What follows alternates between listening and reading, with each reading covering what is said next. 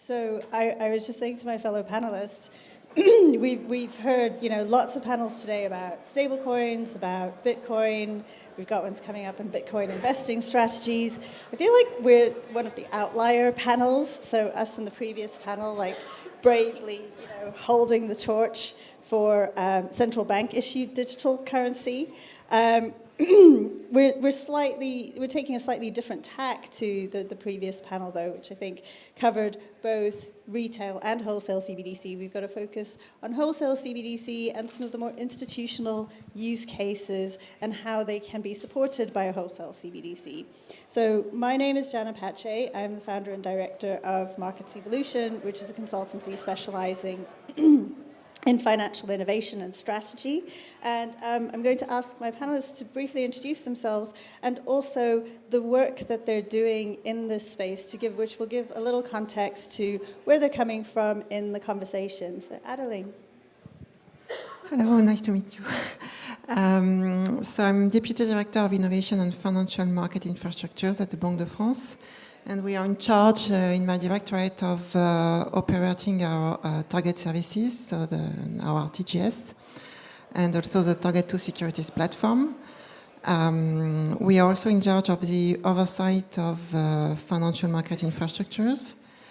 And we are also in charge of working on cross-border payments, the improvement of cross-border payments, and also on resilience of our market infrastructures. And we are also in charge of innovation and all the experiments on CBDC. So it's quite important to cover all these topics to understand how it works, like it currently works, and how it could work in the future. Natacha. Hello, everyone. My name is Natacha Dezert. I've been working at BNP Paribas for almost 20 years now. Holding various positions within the security services business. And since 2019, I am part of the dedicated blockchain and digital assets team as a program manager. And we are focusing on four streams, let's say, tokenization of securities, mainly bonds and fund shares, custody of digital assets. We are working more and more also on interoperability and standardization topics, and of course, our topic of today, we work a lot on digital cash. I'm Jannah Spliethoff. I work in product management and strategy global markets for ABN AMRO Banque, and on a daily basis, I'm responsible for managing digital asset and tokenization initiatives around the financial market space of our bank. And ABN AMRO Bank's strategy is to be a personal bank in the digital age. So that means digital assets are very important for us. And we've been involved in various digital asset initiatives. For example, we facilitated tokenized bond issuances for our DCM clients. But more recently, we were also involved in the ECB's Wholesale CBDC trials, where we issued our own tokenized commercial paper and also executed intraday repo transactions using this commercial paper, all settled in CBDC. Thank you all. And we were going to start off with a question about why central banks are exploring CBDCs. I think that's been pretty effectively covered by the previous panel. So I want to take that a little step further, which is we have alternative settlement mechanisms, potentially, in the form of private issuances of fiat currency, such as tokenized deposits or regulated stablecoins, for example.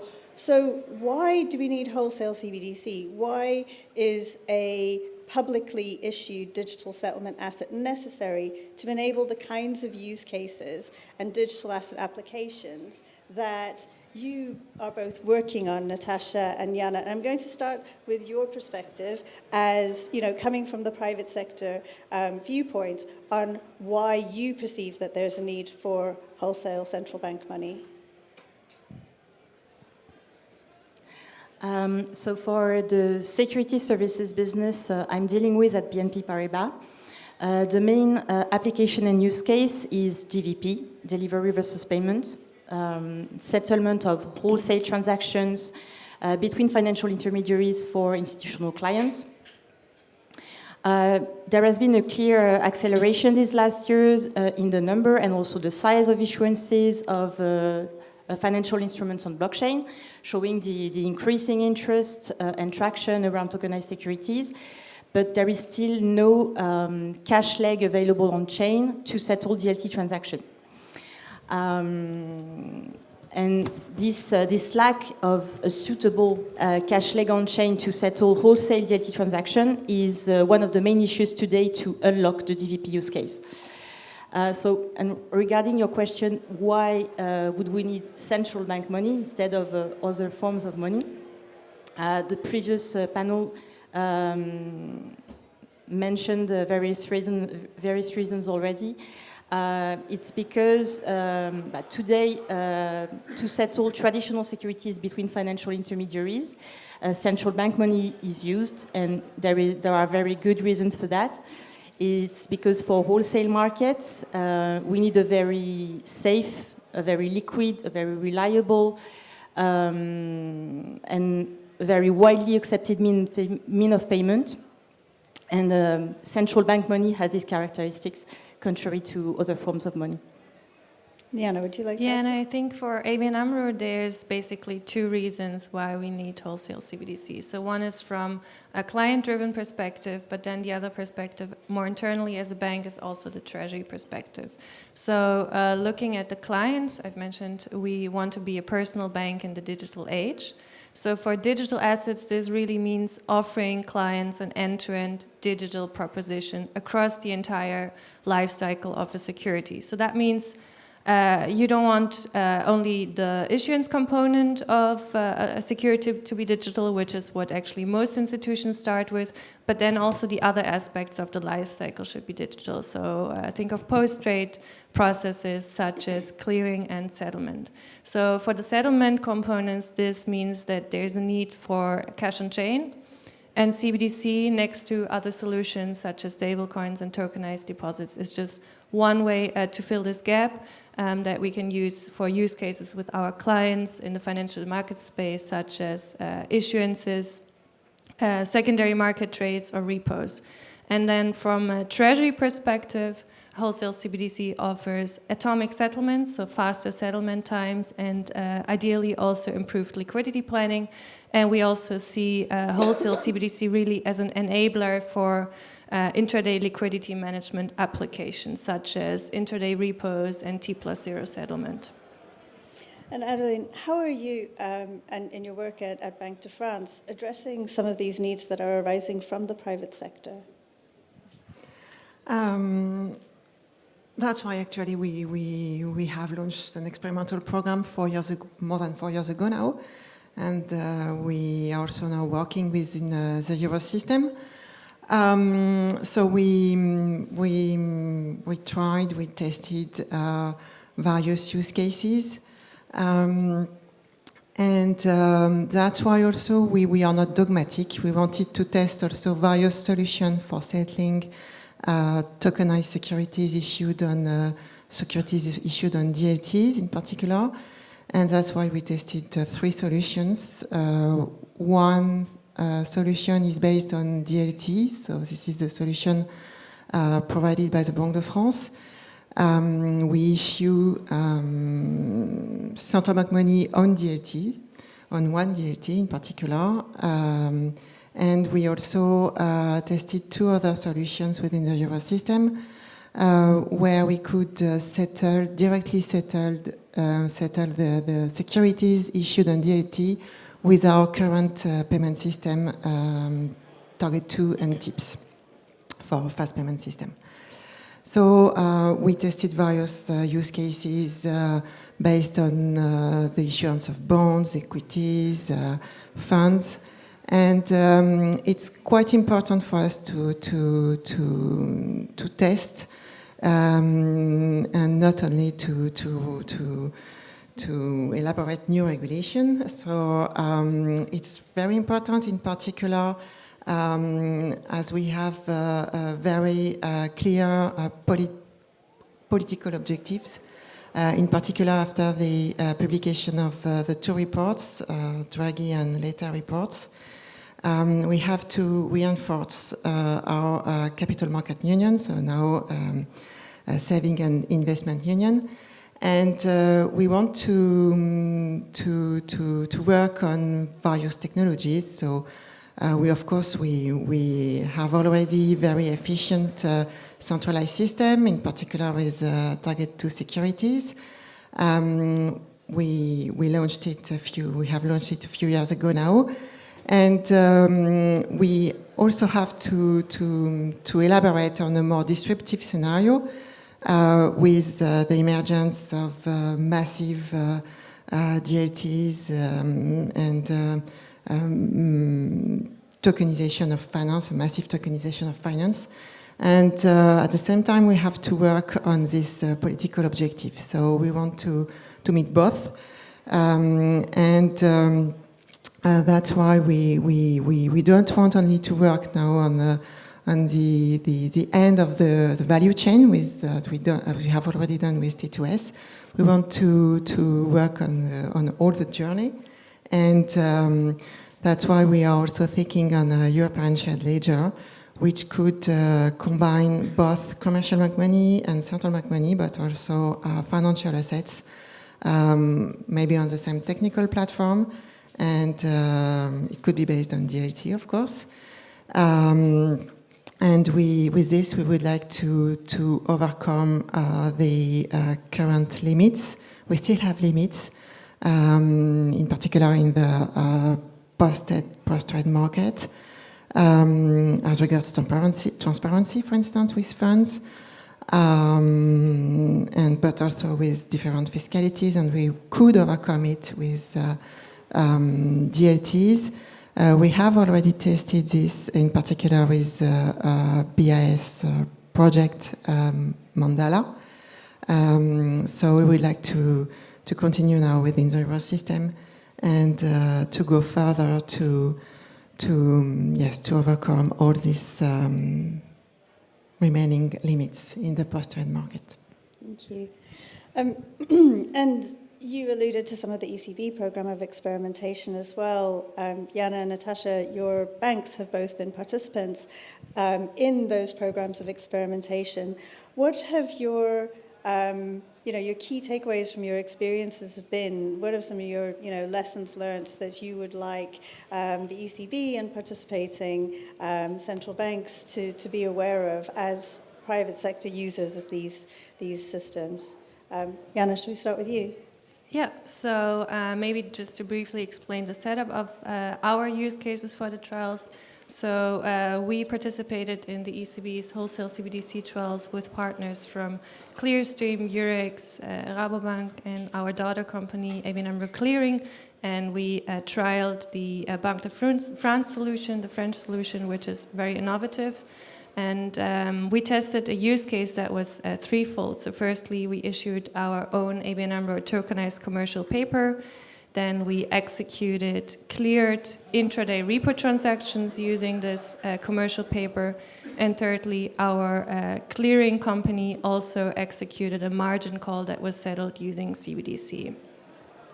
And I think we look back on a very positive experience. It was a great example of pan-European collaboration.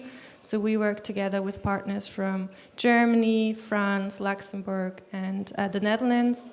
We experienced atomic settlement, and we also learned that wholesale CBDC is really an enabler for intraday liquidity management applications and allows us to further explore efficiencies in balance sheet management applications, so from a treasury perspective. Of course, there were also some challenges. I think with every digital asset pilot or trial, legal and regulatory remain a hurdle. So, of course, there's always costs associated with the legal part, for example, issuing a digital instrument. And then we also see that even in the EU, where I would assume it's quite a union, the different regulators of the jurisdictions have a different opinion on how digital assets should be treated. And lastly, maybe one aspect that could be thought about in the future would be opening hours of the wholesale CBDC solution. So, I mean, obviously during the trials, the opening hours of the various solutions were limited, but in the long term, we as a bank really foresee a need for 24/7 availability of wholesale CBDC. And this, of course, means that if there's a publicly available cash-on-chain solution, other existing systems, such as Target 2 and the Euro system, also need to change to accommodate for that. Natacha, anything to add? So on our side, as I was saying earlier, since a central bank money solution to settle wholesale DIT transaction is an important piece missing, it was very important for us to actively contribute and participate in the program. And we were willing to get the most out of the program by testing the 3 solutions available, the one of Banque de France, the one of the Deutsche Bundesbank, and the one of Banca d'Italia. I think we were one of the only participants testing the 3. We have performed 10 different initiatives, both with fictitious transaction, but mainly with real live transaction in production. I will not go through the 10 experiments, but maybe the main highlights. So we have issued our own BNP Paribas bonds on our BNP Paribas platforms, but we also accompanied external issuers in their first digital bond issuances. So the Slovenian government issued their first digital bond on our platform. We also worked with Caisse des Dépôts on their first digital bond issuances and with Euroclear. And we also accompanied asset manager clients willing to invest in tokenized fund shares, acting as their wallet manager, both on the securities platform and on the cash platform. It was an extremely positive experience. Also, for the reason you mentioned, such initiatives are a great opportunity for industry collaboration, to get various market participants together and to build and work on relevant use cases. Also, a great opportunity to further collaborate with clients and better understand their needs and their expectations regarding digital assets. And it's been also extremely positive internally because we have worked on a variety of use cases, so digital bond, fund shares issuances, primary market transactions, secondary market, also corporate actions. So it allowed us to foster the transversal collaboration and coordination across BNP entities, and to engage many different teams across the group. So great learning experience to strengthen our knowledge across the organization. And of course, as we have tested the 3 solutions and developed our connectivity with the 3 solutions, we could understand them from a functional and from a technical perspective. So we are now in a good position to contribute to the ongoing discussions at European level to build the future solution. Maybe yes, just to add that at the end we worked with more than 60 participants, and we processed more than 200 transactions for a total value of 1.59 billion euros. So, as it was mentioned, we had trials, so live transactions, and POCs, so only simulations. And of course, we will not stop here. We will decide soon what could be the next steps, and not in years, but in few months. Thanks. And so we have a fairly small audience here, and I'm guessing that if you're here, then this is actually a topic that you're fairly interested in. So does anyone have any questions for our panelists while you've got them today? Anyone? No questions. Okay. Oh, a question. Okay.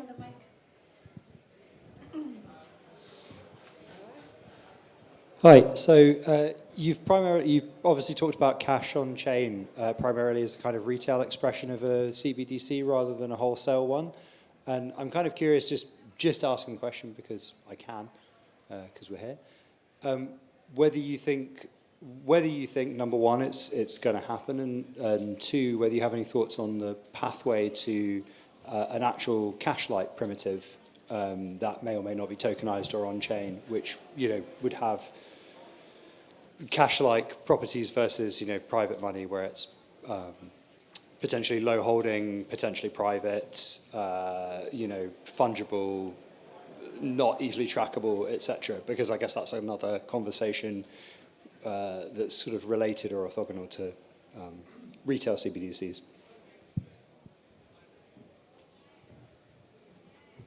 So I would say that is more of a retail question, and our previous panel were actually covering that in a lot more depth. If there is anyone who would like to respond to that, no, okay, I am sorry about that, but we can point you in the direction of, yes, Christoph. We have two projects within the Euro system. One is a retail one, and one is a wholesale one.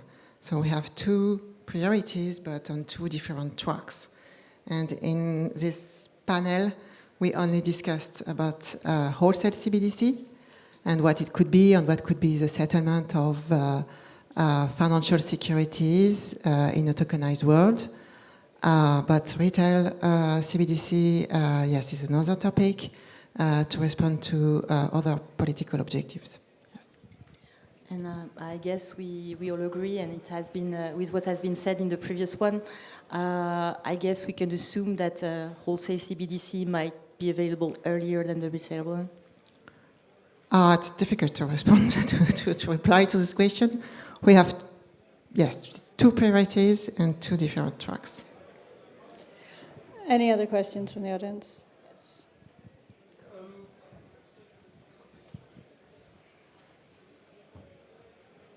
Thank you. Christoph Hock, Union Investment. Question to Adeline regarding the timeline. For us as an asset manager, wholesale CBDC plays a key role, and we can expect in Europe the first licenses for stable coins coming somewhere in the next month. Commercial bank money is under development. And to have an equal level playing field, as said, wholesale CBDC for us is key. And Mr. Cipollone, one of the ECB's board members, he came with fairly optimistic statements that we potentially could have some sort of wholesale central bank money already this year. Is it something in terms of timeline you would agree from a Banque de France perspective? I cannot comment, of course, what Mr. Cipollone said, but yes, I'm sure that he said that we will continue this year.